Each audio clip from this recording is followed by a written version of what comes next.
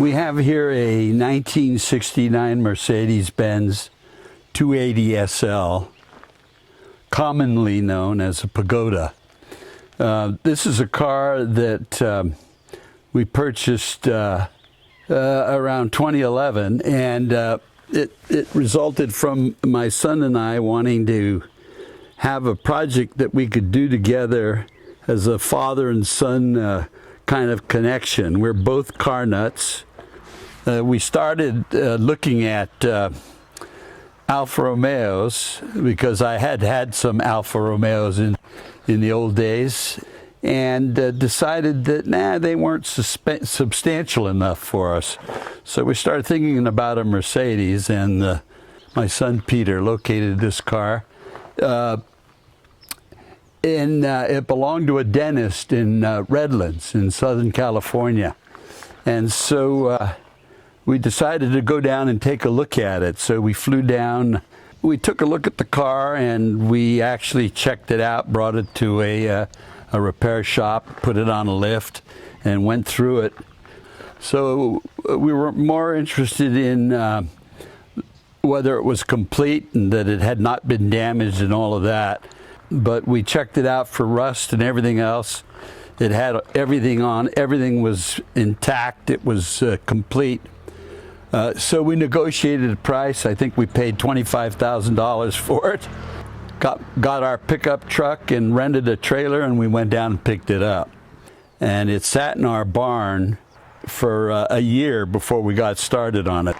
I had a really very good friend of mine, Mark Raffinelli, who was having some chemotherapy done at a hospital in San Francisco. And he had a roommate that was also having chemo done, and that was Johann DiGiorgio. When they got out of the hospital, Mark called me and said, I met a mechanic that really knows Mercedes cars. He's retired now. And we met Johann and decided Johann was interested in helping us restore it. So anyway, and also we had a local Mercedes shop in San Rafael, Collie Auto Works. He agreed to remove the engine so that we could send it to Metric Motors in Los Angeles to have it completely rebuilt. In the middle of all this process, I had to have a lift installed in the barn. So when we got all that done, then we could lift the car and remove the suspension. And I think my son and I did all of that. I ended up designing a wooden cradle, and I fabricated it myself. So the first thing we did was, after removing the suspension and having it on the cradle, was to take the car to Joe Compani of Compani Color in Hayward. And he did an absolutely magnificent job on the paint. I mean, really. They brought it down to bare metal. And there was a little bit of bodywork, the rear fascia. From there, the car came back home, and we started a lot of the component restoration in earnest. And Johann DiGiorgio came out to work with me initially, and then we needed more help. So he knew Raleigh Boorman, and Raleigh came out, and all three of us worked together in the barn. It was really a fun experience for me, actually, never having worked on a car before. Johann, it turned out, really knew the car well. I mean, he really knew the car. And he had a lot of old-time vendors that were still in existence.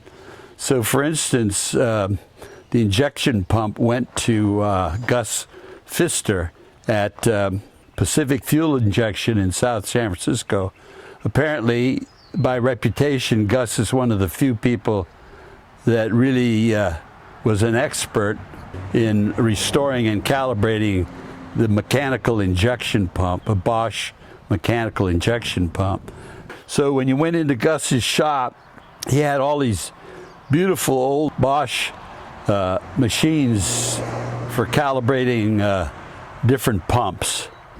After the engine was returned from Los Angeles, Darren Colley at Colley Auto Works basically assembled it, put on the all of the components. So here you see the engine compartment, and Raleigh installed the firewall material, which was just a little tricky. It's not something that me personally, I wanted to tackle, so Raleigh did that. As you can see, the engine, everything in here is rebuilt or new or replated. So all of the throttle components, all of the lines, the fuel lines, all cadmium plated. Johan was an old 300 SL guy, and he really liked the black valve cover, and it's not original, but I have to say I prefer it as well over the aluminum colors that are just the plain aluminum color that is typical with these cars. The distributor was changed to an electronic distributor. Here we see the injection pump is just brand new. The brake booster is new. That's the original tank over there. All the components in here are original, just repainted, replated. We had the radiator record. The car is the original color. It's signal red. The interior was parchment. We didn't like the parchment. It was a little bit. It looked dirty all the time. It seemed to me. So we chose another color, a cream color, that is a little richer, even though it's not original. Hey, it's our car. We weren't worried about complete originality. The car came originally with a black steering wheel, and we switched to a white, or the cream color, which matches the leather pretty darn close. Heritage was a great find. They did a beautiful job, in my opinion. I'm not an upholstery expert, but it sure looks good to me. The engine was returned from LA. After the car was painted, we brought it back home. We had rebuilt all the suspension here, and remember, the front end was particularly difficult. The rear end not so much. And so the car right now today is as good as new. We actually put the engine back in here at home. We did it, Raleigh and Johan and my son, and we had a little some other help, and it was a little stressful because seeing this engine dangling from a little engine lift or whatever and going into the car, but it all went in pretty easily, as I recall. Final bit, my son said, "Dad, we have to get it color corrected," and it was all done. That was all done by a fellow named Ian Cordell of Dent Solutions, and he's in Napa.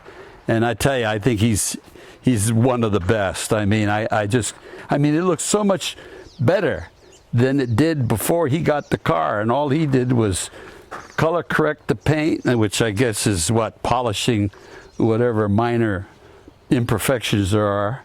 There weren't many, given Joe's work. So the car is literally, we picked it up day before yesterday.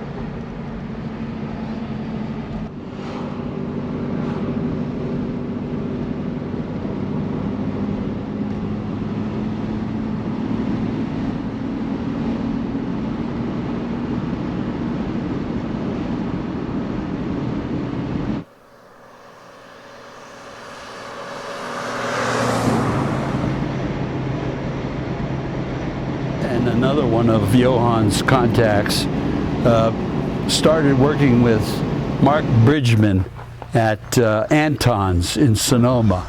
Mark is another old-time Mercedes mechanics that used to be in San Rafael. I forget who he worked with, but San Rafael, and he's a delightful man. The thing I really like, Darren was always very busy, so you couldn't really deal with him on a one-on-one basis. Whereas Mark runs a small shop in Sonoma, and when you call him up on the phone, he usually answers the phone. If he doesn't answer the phone, his wife answers the phone. They're super nice people.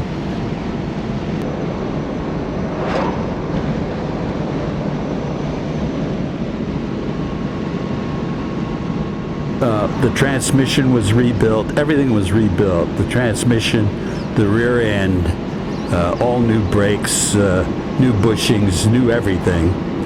So the car is basically is new right now. It's all new. And it runs like it. It runs beautifully. So anyway.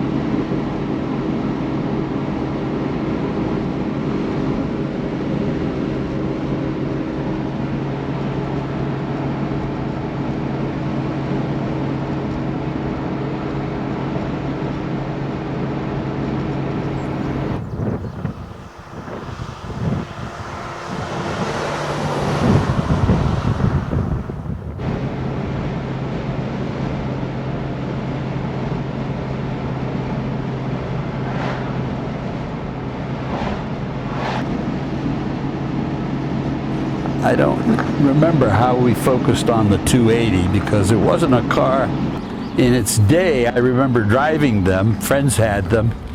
It wasn't a car that I was that interested in.